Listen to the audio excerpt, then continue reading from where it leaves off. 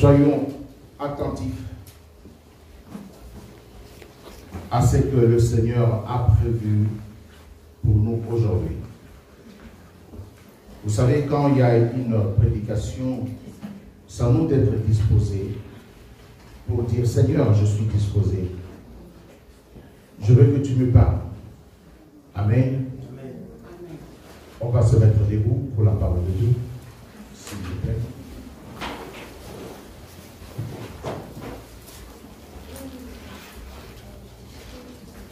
Nous avons deux écritures.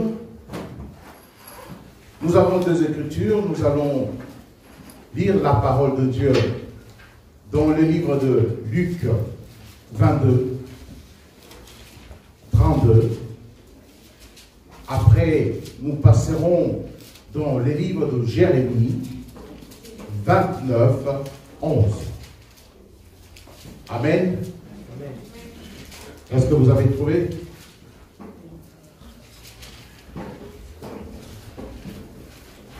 Avant de lire la parole de Dieu, est-ce que nous pouvons lire le titre en rouge? 1, 2, 3. Encore une fois, s'il vous plaît, avec force. La constance dans la foi. Amen. Dieu de gloire, Dieu Tout-Puissant, nous te disons merci pour ce moment précieux que tu nous donnes d'être dans ta maison. Nous te disons merci, Seigneur, parce que nous disposons nos cœurs, nous ouvrons nos cœurs afin que tu puisses nous toucher, tu puisses planter quelque chose en nous pour qu'on puisse grandir. Et nous chassons tout esprit qui ne confesse pas ton nom en ce lieu, au nom puissant de Jésus, peuple de Dieu dit Amen. Amen. Amen. La parole de Dieu dans le livre de Luc 22, 32. Pour essayer de comprendre le contexte, c'était vers la fin. C'était vers la fin de la vie de Jésus-Christ. À un certain moment, il parlait avec ses disciples. À côté de lui, il y avait Simon-Pierre. À ce moment-là, il n'appelle pas Pierre, mais il l'appelle par son nom d'origine. Et quand nous remarquons, il répète cette parole 2 fois. Alléluia. Amen. Il dit, Simon, Simon. Là, il est en train de dire de faire attention parce que le diable te réclame. Il veut te cribler comme le froment. Alléluia. Mon bien-aimé, on doit être toujours debout. On doit être toujours de faire attention sur le qui-vive. Car il y a toujours l'esprit de réclamation qui rôde. Parce que la parole nous dit, le diable rôde comme un lion rugissant, cherchant qui il dévorera. C'est pour cela qu'il réclame. Si on n'est pas vigilant, il réclame. Alléluia. C'est alors, on arrive maintenant à ces versets. Et Jésus-Christ se dit à Pierre, mais malgré la réclamation, j'ai prié pour toi afin que ta foi ne défaillisse point. Et toi, quand tu seras converti, affermis tes frères. Mon bien-aimé, à chaque fois, vous êtes encore debout, je me pose toujours cette question. Il faut que cette question nous réveille. C'était vers la fin, Pierre connaissait bien Jésus-Christ, il était avec Jésus-Christ, mais c'est alors, quand il y a un esprit de réclamation qui vient, Jésus-Christ lui dit, vous savez, il connaît tout, il voit tout. Il dit, j'ai prié pour toi, on t'a réclamé pour te cribler comme le froment, mais moi, je me suis mis debout pour prier pour toi. Mais bien aimé, on doit prier pour nos familles. Amen. Pourquoi Pourquoi j'ai prié pour toi? Pour que ta foi ne faillisse point. Mais il connaissait Jésus. Alléluia.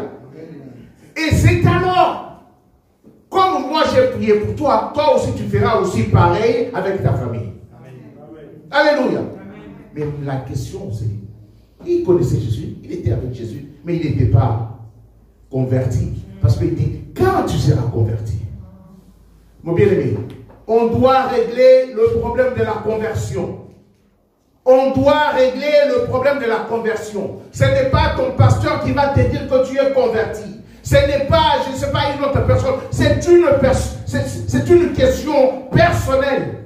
Ce n'est pas parce que tu cites le nom de Jésus-Christ dans ta bouche que tu es converti. Non. Parce que Pierre était avec Christ. C'est un témoin. Mais il dit, quand tu seras converti, fais aussi pareil pour tes frères. Alléluia. Nous allons passer maintenant dans les livres de Jérémie. Livre de Jérémie 29, 11. Nous connaissons ces versets. Jérémie 29, 11. La parole déclare, là c'est Dieu qui parle à travers Jérémie. C'est la parole de Dieu. Il déclare en disant, car je connais le projet que j'ai formé sur vous, dit l'Éternel. Projet de paix et non de malheur, afin de vous donner un avenir et l'espérance. Amen. Amen. Prenez place.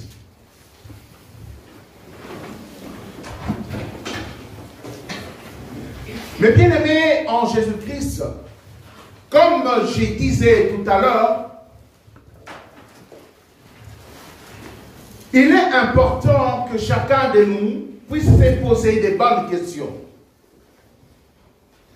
Vous savez quoi? On ne peut pas avoir une bonne réponse si on ne se pose pas la bonne question. Si la question est biaisée, la réponse sera aussi mauvaise. Alléluia. C'est quoi la question? Est-ce que je suis converti?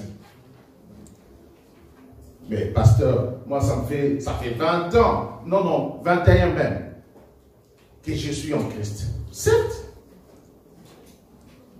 Ce n'est pas le temps que tu connais Christ qui définit ta conversion. Parce que nous voyons Pierre était témoin oculaire, il a vu, il a participé, à un certain moment, il a été même envoyé. Mais Jésus-Christ, il nous dit que le jour où tu seras converti, mon bien-aimé, la conversion, c'est un changement. La conversion, c'est un changement. La façon dont tu vis est pareille comme tu vivais avant de connaître Christ. Il est important que tu te poses des questions de ta conversion. On doit régler ces problèmes. Si je me rappelle, il y a aussi ces problèmes. La parole de Dieu nous parle dans le livre de Samuel. Dans le livre de Samuel, on nous dit que Samuel était au service de Dieu. Mais Samuel ne connaissait pas Dieu. Comment est-ce qu'on peut être au service et non pas connaître à qui tu sers? C'est un problème de conversion, mes bien-aimés. Alléluia. Quand on règle ce problème de conversion, c'est là où maintenant on va arriver à la constance. Parce que si on ne règle pas le problème de la conversion, ça sera difficile d'être constant. D'être constant comment? Hors de Christ ou avec Christ. Alléluia. Amen. Mais aujourd'hui, Dieu m'a parlé de vous transmettre cette parole de la constance. Mais néanmoins, on doit se poser la question de quelle constance? Est-ce que là où je suis, je dois continuer dans cet élan ou je dois faire une rétrospection de ma vie? Mon curseur, il est où? Plus de Dieu ou moins de Dieu? Je suis avec Dieu ou je parle que de Dieu? Alléluia. Parce que beaucoup parlent de Dieu, mais ils n'ont pas Dieu. Et c'est que je vais te dire, mon bien-aimé, l'ennemi n'a pas peur de tous ceux qui parlent de Dieu. Non. Mais comment ça? C'est ça. Ce n'est pas seulement parler de Dieu, mais il faut être avec Dieu. Il y a une nuance.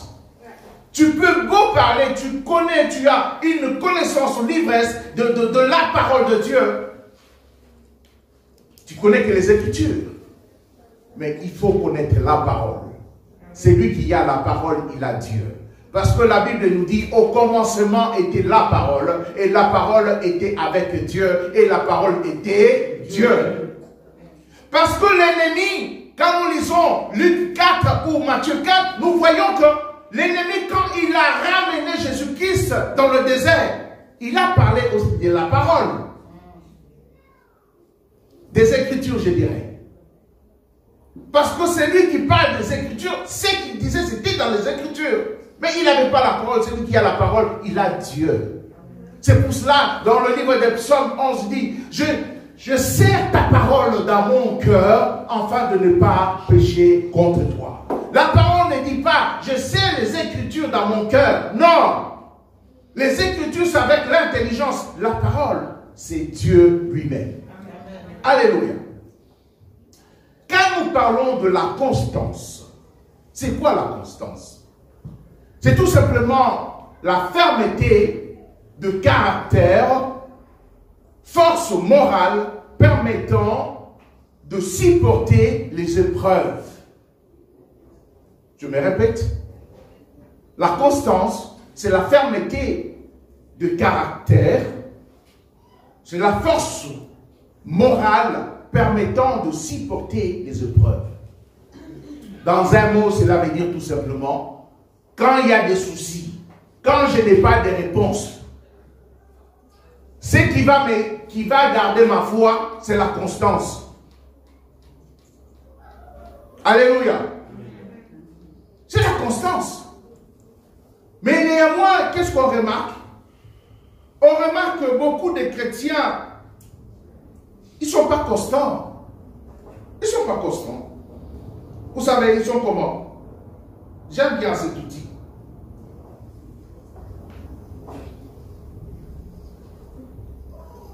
Alléluia. Vous savez quoi? C'est à moi. Je n'ai pas piqué à un enfant. Non, non, c'est à moi. Ça s'appelle comment? Ça s'appelle un yo-yo. Donc cela veut dire que quand on joue avec, s'il est constant, donc il ne fonctionne pas. Il faut que ça baisse, ça monte. Et notre foi ne doit pas être comme des yo-yo, mes bien-aimés. Notre foi doit être constant. Alléluia. Pareil. Il ne doit pas, aujourd'hui il monte, demain il... Non, non. On doit avoir une fermeté mentale. On doit avoir une fermeté. Même s'il y a un vent mauvais qui souffle dans ma maison, mais je garde toujours la foi. Je garde toujours le cap. Mais qu'est-ce que beaucoup de chrétiens font? Quand il y a un vent qui arrive, ils lâchent tout. Ils lâchent tout. Non. On parle des épreuves. Quand on parle des épreuves, Dieu peut ordonner cela. Ça vient de Dieu. Oui, l'ennemi m'a fait... Non. On ne doit pas donner la gloire à l'ennemi. Je sais qu'il y a des attaques. Parce que nous avons lu que l'ennemi réclamait Pierre. Mais Jésus-Christ a prié pour lui. Il y a des attaques. Malgré les attaques, on doit garder le cap. Alléluia. Malgré le vent mauvais, on doit garder les caps. Mon bien-aimé, ce n'est pas par hasard que tu es là. Dieu est en train de te dire, garde la foi. Garde la foi. Vous savez quoi? La deuxième écriture qu'on a lue, nous connaissons tous. Le Seigneur nous dit, et il déclare haut, car je connais le projet que j'ai formé sur vous. Le Seigneur connaît le projet qu'il a formé sur toi. Alléluia. Il connaît les projets qu'il a formés sur nous, dit l'Éternel. Projet de paix et non de malheur, afin de vous donner un avenir et l'espérance. Souvent, nous répétons ces versets. J'aimerais bien m'arrêter juste une minute là-dessus. Il est important, quand nous lisons la parole de Dieu, de lire le contexte. Dans quel contexte le verset a été prononcé? Il est important. Parce que nous pouvons prendre un verset et les tordre, les sortir dans leur contexte. Certes, c'est la parole de Dieu. Quand le prophète Jérémie a prononcé ces paroles, il a prononcé ces paroles à ses frères qui étaient dans la captivité. Donc cela veut dire que les enfants d'Israël étaient à Babylone en captivité. Donc c'est comme si aujourd'hui, quand tu es dans la douleur, quand tu ne vois pas la lumière, quand tu ne sais pas quoi faire et par où commencer par rapport à ton problème, c'est là où Dieu vient. Il te dit, oh, mon bien-aimé, ma fille, mon garçon, je connais le projet que j'ai formé sur toi. Le projet de paix. Mais toi, tu me dis, mais Seigneur, ces projets-là, mais moi, je ne vois pas. Tu n'as pas besoin de voir. Tu as besoin de croire. Amen. Alléluia. Amen. Tu n'as pas besoin de voir. Tu as besoin de croire. Amen. Tu n'as pas besoin de baisser les bras. Tu as besoin de continuer et de glorifier le Seigneur. Maintenant, les enfants d'Israël, ils étaient en captivité. Mais quand ils étaient en captivité à Babylone, autour d'eux, il y avait des prophètes qui prophétisaient. Et quand le prophète prophétisait, il prophétisait en disant que oui, demain, oui, après-demain, nous allons sortir, nous allons rentrer à la maison. Mais ça a duré. À un certain moment, Dieu a dit stop. Le prophète qui déclare cela, je ne les ai pas envoyés de prophétiser. Ils prophétisaient selon leur intelligence. Dieu n'a pas dit ça. C'est pour cela, dans le livre de Jérémie, il est en train de dire que ce n'est pas moi qui les ai envoyés, malgré qu'ils sont en train de prophétiser. Alléluia. Il dit, vous n'allez pas sortir demain dans l'esclavage. Vous allez rester encore 70 ans. Vous allez rester 70 ans. Mais c'est Dieu qui déclare dans sa volonté. Il dit ça. Vous allez sortir, c'est vrai, mais pas demain. Est-ce que quand cela t'arrive, mon bien-aimé, tu vas lâcher l'affaire? Tu vas chercher d'autres dieux? Ce que j'aimerais vous dire, il faut croire à la parole de Dieu. Amen. Que les prophéties ne puissent pas conduire votre vie. Ou des songes. que la parole de Dieu soit au-dessus de tout. Amen. Mais néanmoins, la parole de Dieu dit, ne méprisez pas de prophétie.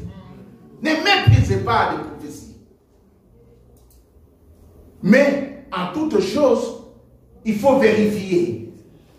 Alléluia. Il dit ne méprisez pas.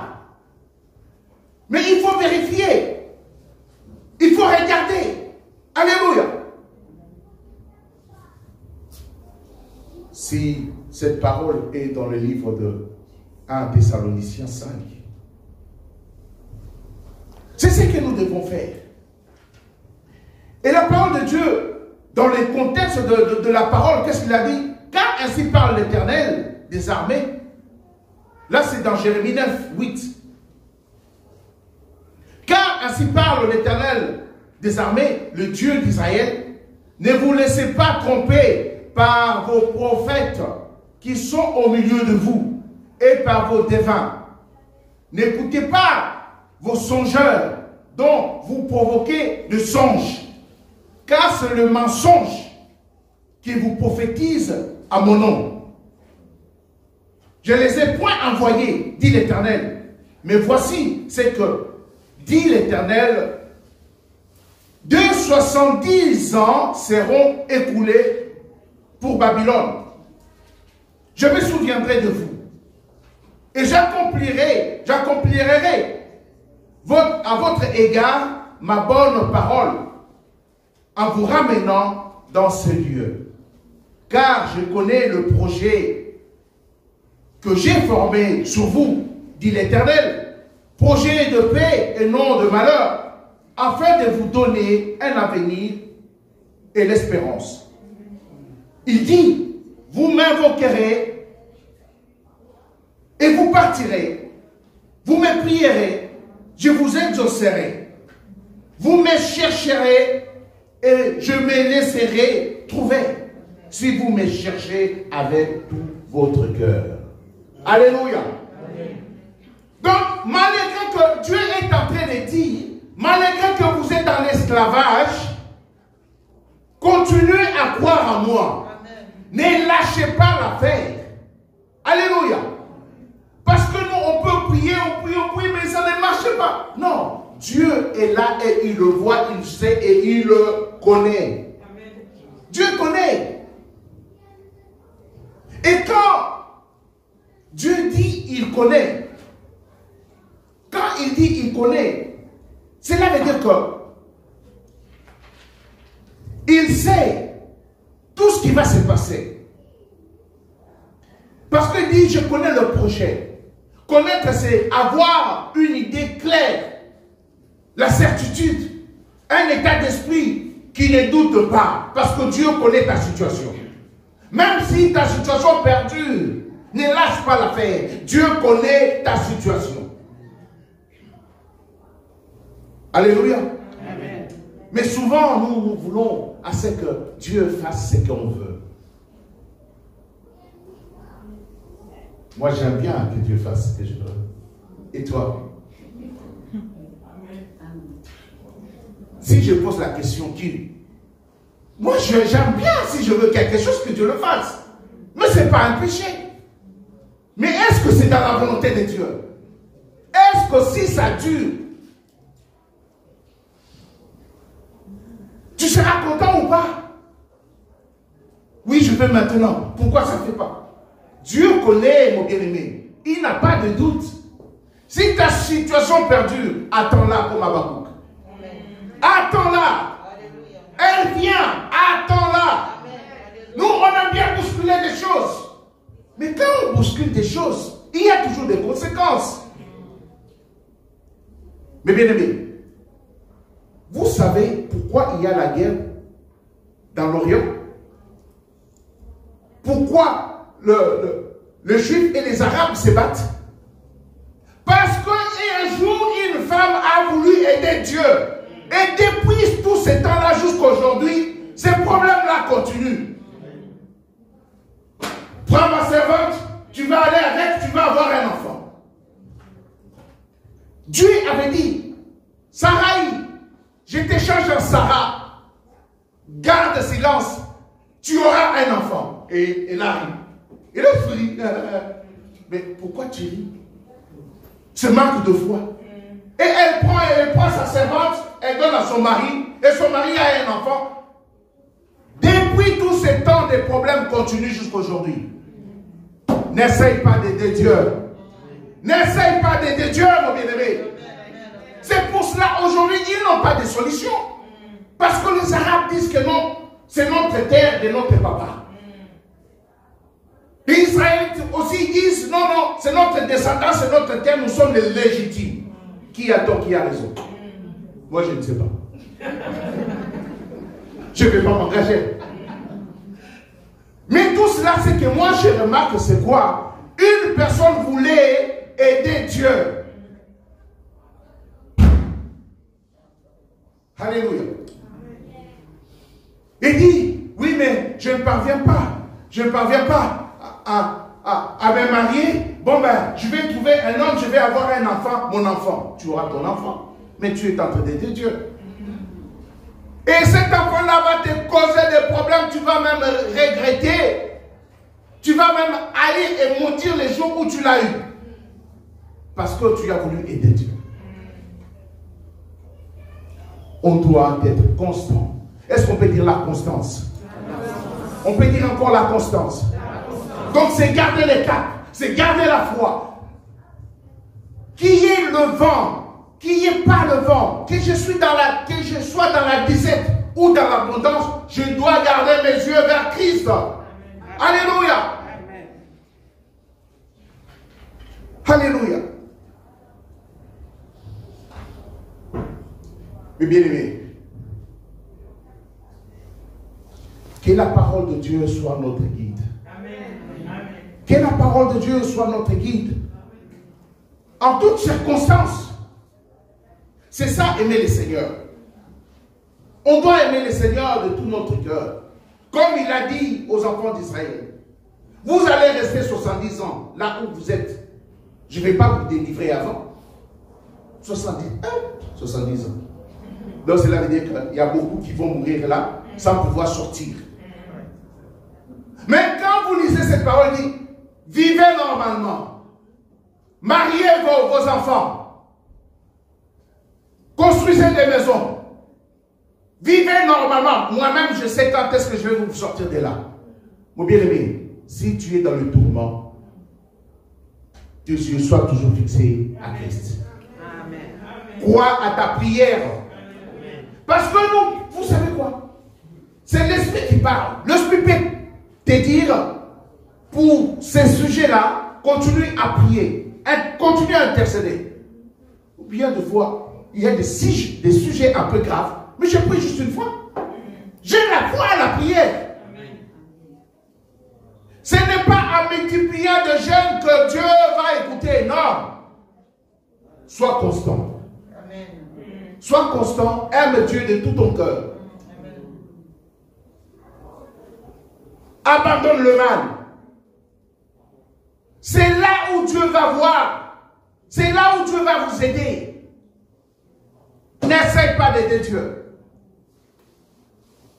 Amen. Amen.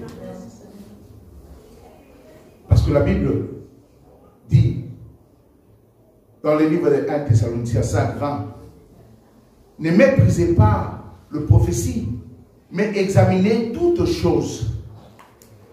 Retenez ce qui est bon. Abstenez-vous de toute espèce de mal. Si vous faites cela, vous verrez la main de Dieu sur vous. Même si vous êtes dans un milieu hostile, dans un milieu qui ne va pas, Dieu sera toujours avec toi. Dieu sera toujours avec toi, bien-aimé. Alléluia. Vous connaissez Joseph.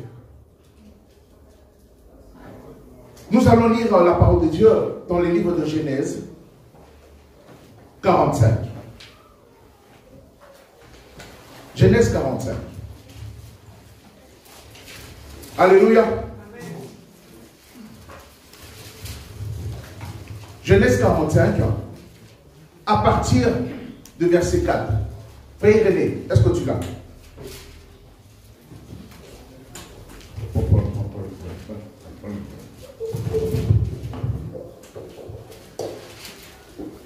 Qu'est-ce que la parole déclare?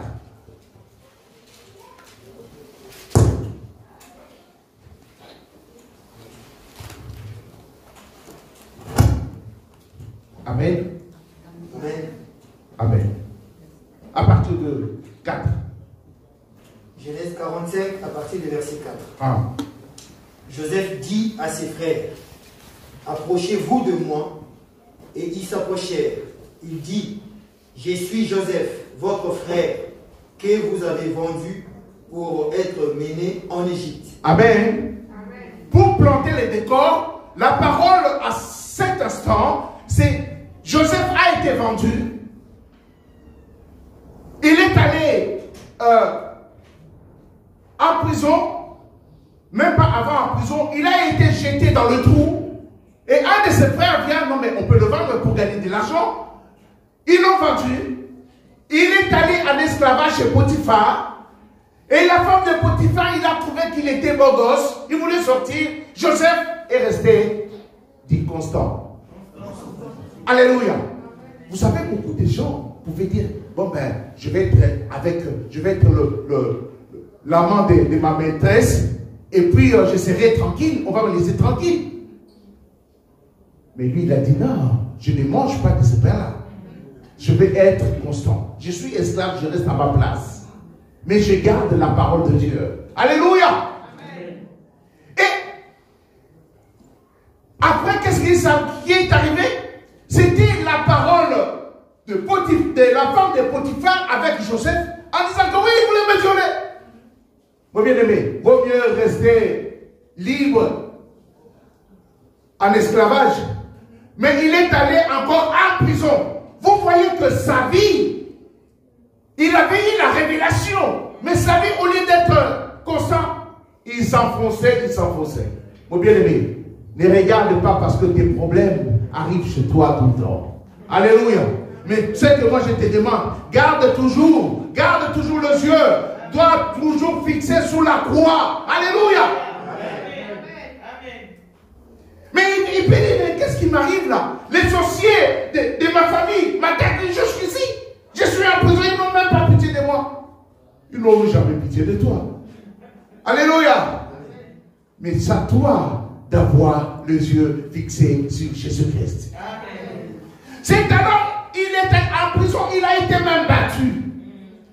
Mais comme il a gardé le cap, comme il était constant, Dieu était avec lui. Vous savez, ça s'est révélé comment? Parce que malgré qu'il était en prison, l'Esprit de Dieu était sur lui. Il a prophétisé.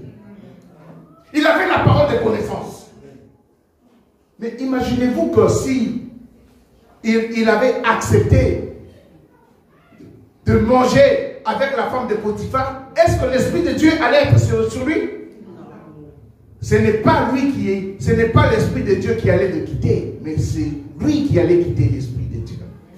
Quand nous commettons des fautes sans repentance, ce n'est pas Dieu qui nous quitte, c'est nous qui quittons Dieu. Amen. Dieu ne quitte personne, mais c'est nous qui quittons Dieu. Dans le jardin d'Éden, Dieu, il savait que Adam et Ève avaient péché, mais il est venu, Adam, il est venu quand même tuer. Qui a quitté l'autre? Oui, je me suis caché. Oh, l'endroit où je devais te voir, tu n'es plus, tu étais caché. Pourquoi? C'est toi qui as quitté Dieu. Mon bien-aimé, ne quitte pas Dieu. Amen. Ne quitte pas Dieu. Amen. Ne quitte pas Dieu. J'ai beaucoup de témoignages. Ne quitte pas Dieu. Nous connaissons l'histoire des gens. Dans une journée, il a tout perdu. Et sa femme dit, mais qu'est-ce que tu fais là?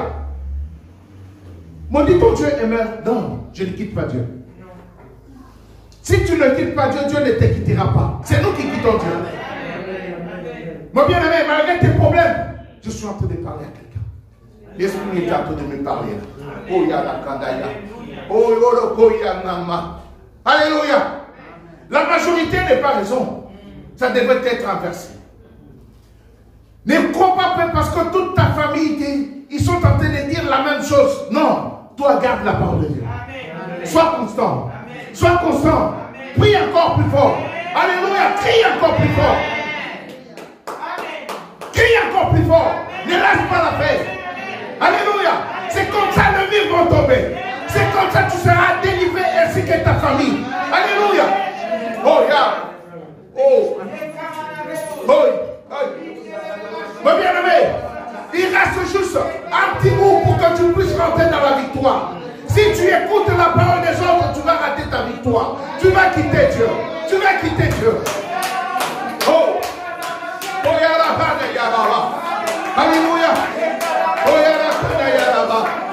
Oh, au nom de Jésus. Alléluia. Il faut qu'il y ait la pression. Alléluia, tu vas sentir la pression. Mais ne cède pas la pression. Parce que Jésus-Christ sentait la pression. Mais il n'avait pas cédé. Malgré son corps voulait lâcher. Mais son esprit était là. Son esprit était toujours constant. Sois constant, mon bien-aimé. Sois constant de la Dieu. Sois constant de Jésus. Dieu est en train de te dire, ne lâche pas la paix.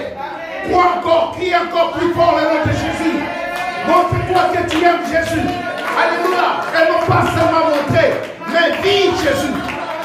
Vis Jésus-Christ. Vis Jésus-Christ. Toutes les chaînes, alléluia, tomberont un par un au nom de Jésus. Alléluia. Même s'ils ne te donnent pas raison maintenant, alléluia, ils viendront te voir. Comme, alléluia, comme les enfants, ils sont venus voir Joseph. Il a dit, c'est moi Joseph. Alléluia. Vous bien-aimés, qu'est-ce que la parole dit? Verset 5. Maintenant, ne vous affligez pas et ne soyez pas fâchés de vous avoir conduit pour être conduit ici. Car c'est pour vous sauver la vie que Dieu m'a envoyé devant vous. Écoutez bien cette parole. Là, Joseph est en train de dire à ses frères, ne vous affligez pas. Ne soyez pas en colère. Ne soyez pas mal à l'aise parce que un jour vous m'avez vendu. Un jour vous m'avez frappé. Vous m'avez jeté dans le trou. Vous m'avez vendu.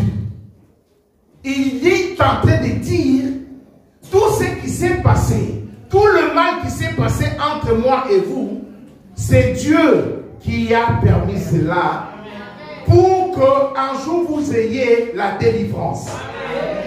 Mon bien-aimé, tout ce qui t'arrive ne donne pas gloire à l'ennemi.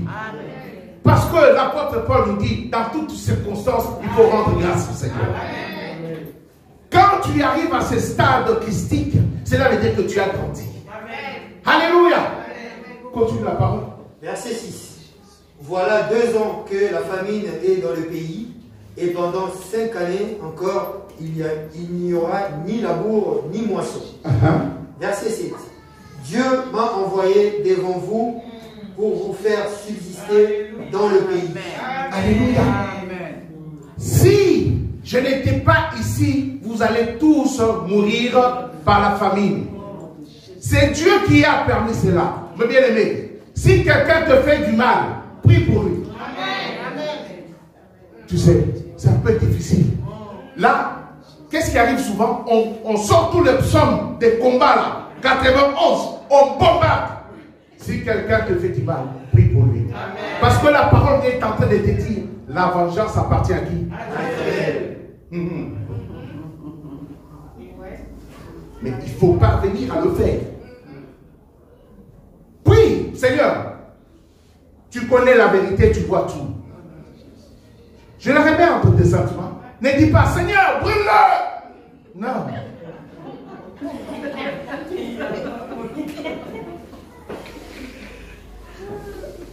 Si le Seigneur veut le brûler, il va le faire parce qu'il va te rendre toujours justice. La vengeance appartient à lui. Mais toi, bénis-le. Bénis-le. Seigneur, tu vois, il est en train de dire de mauvaises choses sur moi, des calomnies. Au travail, il est en train de mentir sur moi. Seigneur, quand on dit occupe-toi de lui, s'il veut la clémence, il va le faire. S'il veut le mettre dans le trou, il va le faire. Mais ton cœur soit en paix. Amen. Alléluia. Amen. Ton cœur soit en paix. C'est ce que Joseph est en train de dire. Et continue, mon bien-aimé. Verset 7. Dieu m'a envoyé devant vous pour vous faire subsister dans le pays et pour vous faire vivre par une grande délivrance. Verset 8.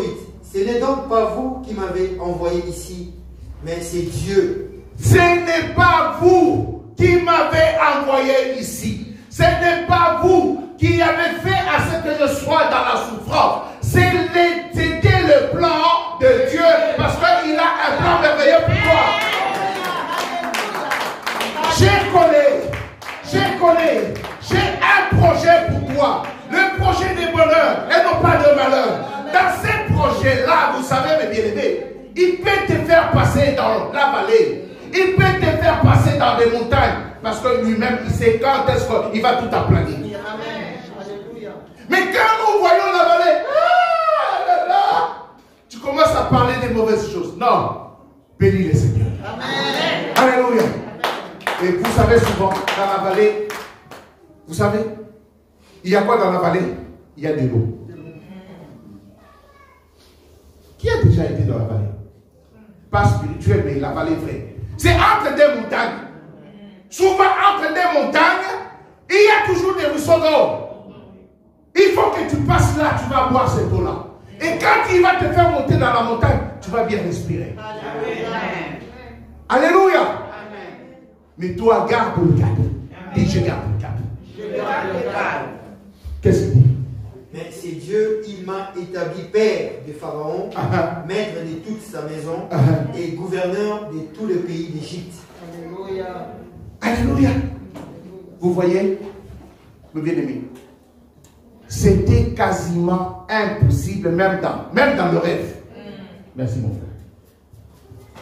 Quelqu'un qui était esclave, et tout de suite, il s'est retrouvé premier ministre.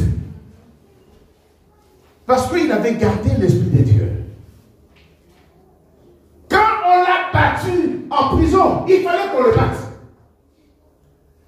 Il a prophétisé. Cet homme-là est sorti. Pharaon a posé un problème. Mais, oh bien aimé, il y a que dans la Bible que ça se passe. Est-ce que tu peux venir, pasteur, j'ai rêvé un songe. Dis-moi ce songe-là et interprète-le-moi. Depuis que je suis pasteur, personne ne m'a jamais dit ça. Alléluia. Non, humainement, ça ne se fait pas. Il n'y a que dans la Bible. 2 fois, ça se fait. J'ai rêvé, mais j'ai oublié le rêve. Mais comme toi, tu es avec Dieu, dis-moi le rêve et la réponse. Mais je dis, ben, va encore dormir, quand tu vas rêver, et puis tu rêveras. Alléluia. Amen. Mais qu'est-ce qui s'est passé? Dieu est Dieu. Amen. Il dit, je vais prier. Dieu lui a révélé le songe et il lui a donné même la réponse. Amen. Mais il était où? Il n'était pas chez eux à la maison. Non. Il était où? En esclavage, même il était en esclavage, il était esclave. Mon bien-aimé, même dans l'esclavage, Dieu n'abandonne pas. Donc cela veut dire que même dans la souffrance, Dieu ne t'abandonnera pas si tu gardes le cap.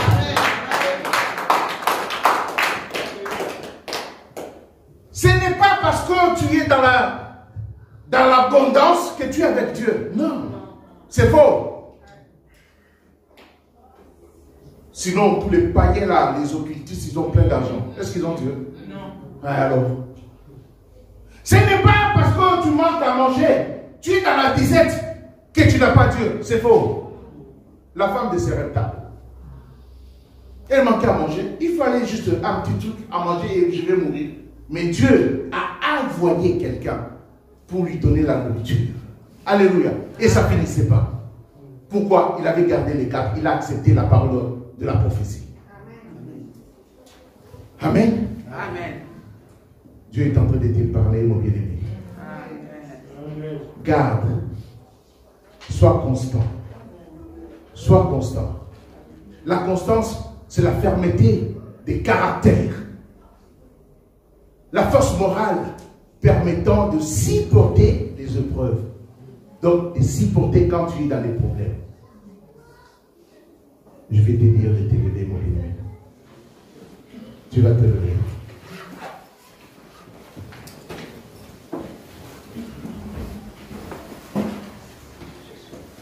Tu vas te lever, mon bien-aimé. Alléluia. Et tu vas prier. Tu vas parler au Seigneur. Parce que le Seigneur connaît les projets qu'il a formés pour toi. Il peut t'appeler, viens. La logique, c'est que tu ailles tout de suite, mais il va te faire passer, il va te faire tourner là. Mais lui-même le sait. Mais garde, sois constant. Lève tes mains, mes bien-aimés. Tu vas dire, Seigneur, tu connais ma situation. Seigneur, tu connais ma situation. Tu connais l'état de mon esprit. Tu connais l'état de mon esprit. Tu connais mon cœur. Tu connais mon cœur. Tu connais mon amour envers toi. Tu connais mon amour envers toi. Je demande que ta grâce soit sur moi. Je demande que ta grâce soit sur moi. Malgré les épreuves, Malgré les épreuves, que ma foi soit constante.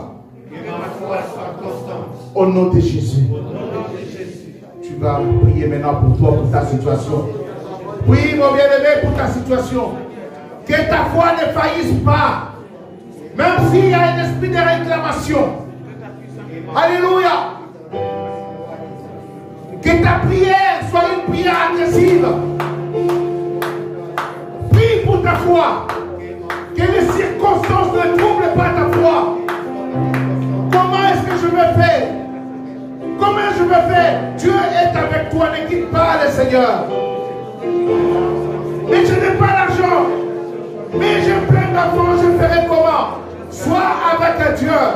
Sois constant avec Dieu. Alléluia.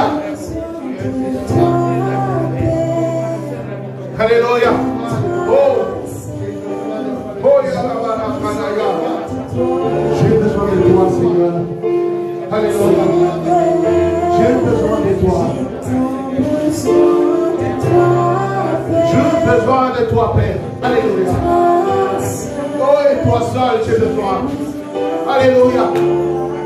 Tu connais ma vie, Seigneur. Alléluia.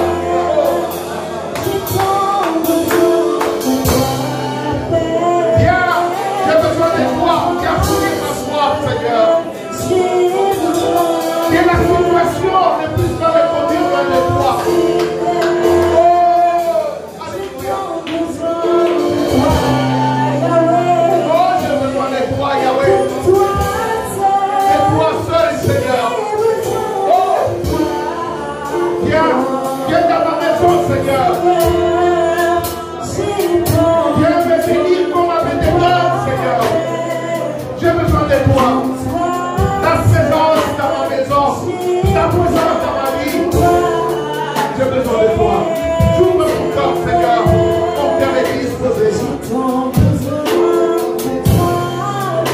Oh, c'est toi, Père. J'ai besoin.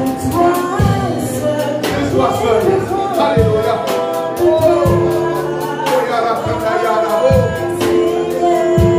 Seigneur. J'ai besoin de toi, Père. Et de toi seul, Seigneur. Je veux toi. Alléluia.